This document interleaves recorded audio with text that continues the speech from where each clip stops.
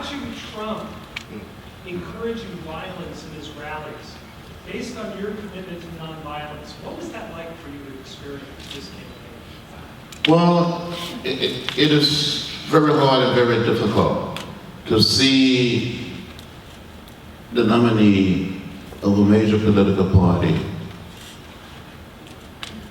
using the language, singing at people with different background, people disabled, mocking people. That's not the type of country we want. You know, we're one people. We all live in the same house, the American house. And as Martin Luther King Jr. said on one occasion, we must learn to live together as brothers and sisters. If not, we will perish as fools. And A. Philip Randolph, who was born in Jacksonville, Florida, moved to New York and became a champion of civil rights, human rights, and labor rights.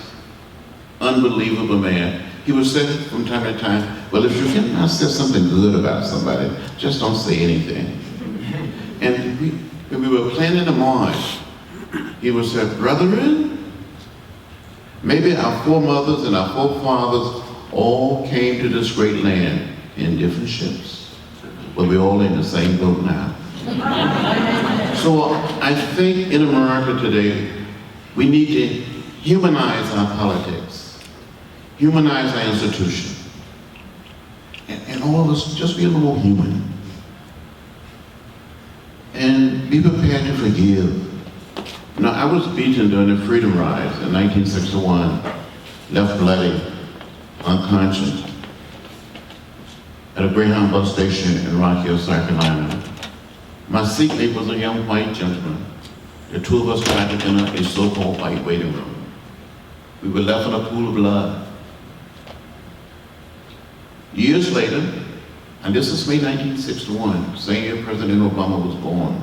But years later, a man in his 70s and his son in his 40s came to my office on Capitol Hill and said, Mr. Lewis, I wanted the people who beat you and your seatmate. I've been a member of the Klan. He said, will you forgive me? I want to apologize. And I said, I accept your apology. I forgive you. His son started crying. He started crying. They hugged me, and the three of us cried together. I think we have to have the capacity, the ability to forgive and to create what Dr. King called the beloved community. But we recognize and respect the dignity and the worth of every human being.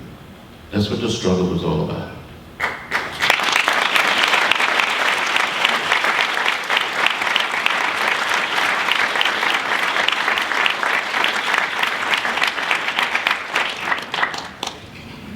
Speaking of fraud, I wonder, John, if you could comment on the Donald Trump's notion of the rigged election, his implicit challenge of the peaceful transfer of power. I keep thinking about you and all the times you risked your life for the right to vote, and the right to be treated as an equal citizen, and his Trump's rejection, really, of the entire American tradition. I just can't imagine how that must make you feel. When you could comment on that. Well, first of all, I just think it's not becoming of a presidential candidate, any candidate, to suggest that the election, national election, is rigged, going to be rigged.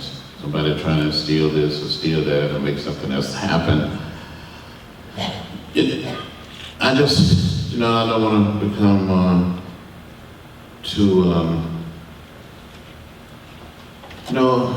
I just think it's shameful. It's not becoming of America. And to say, I may not accept the outcome of the election if I'm not elected, you know, it's just crazy. It's, how can you respond to something like that? It's something from another planet.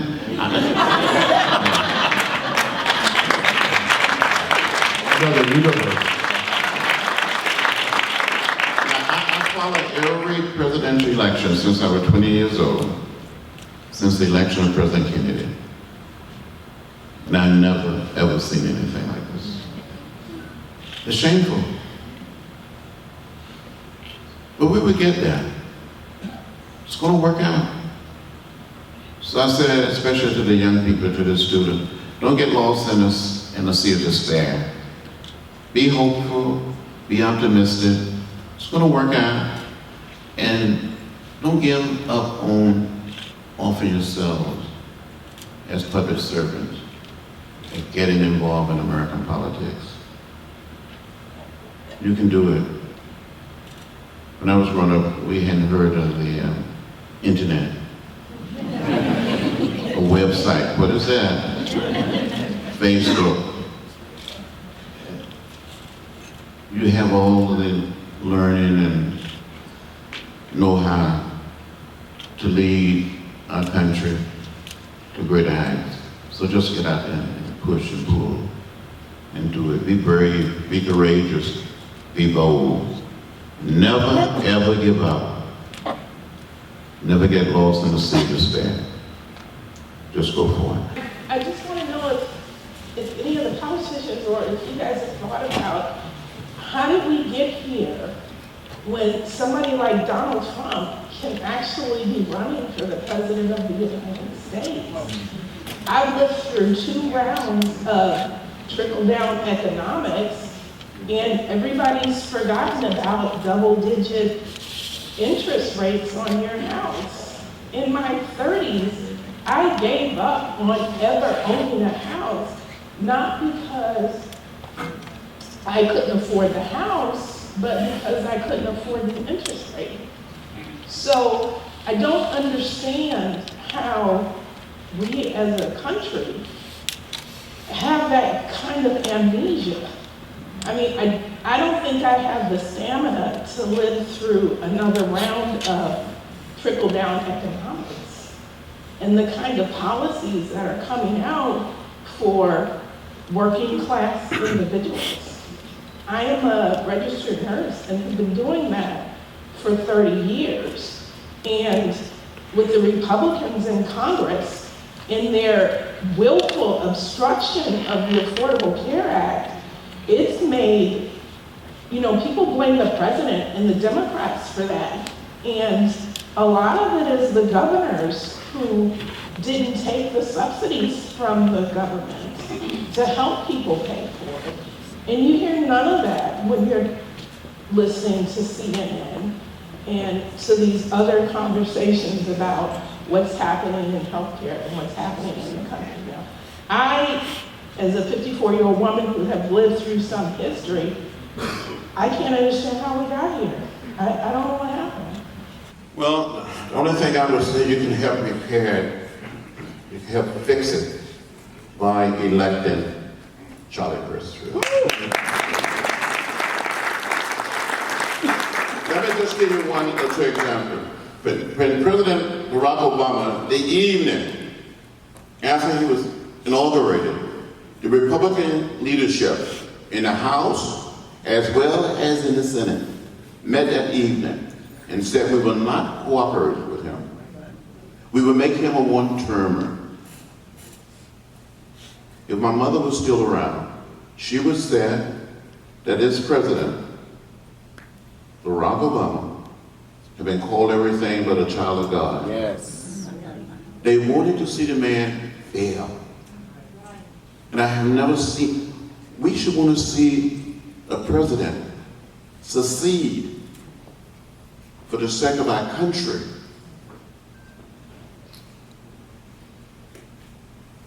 But as voters, I think we all are responsible for what is happening. You just cannot elect someone and go on vacation. You got to be involved. It doesn't make it as different whether it's the school board, city council, state legislature, at all levels of government. You got to stay engaged and stay involved.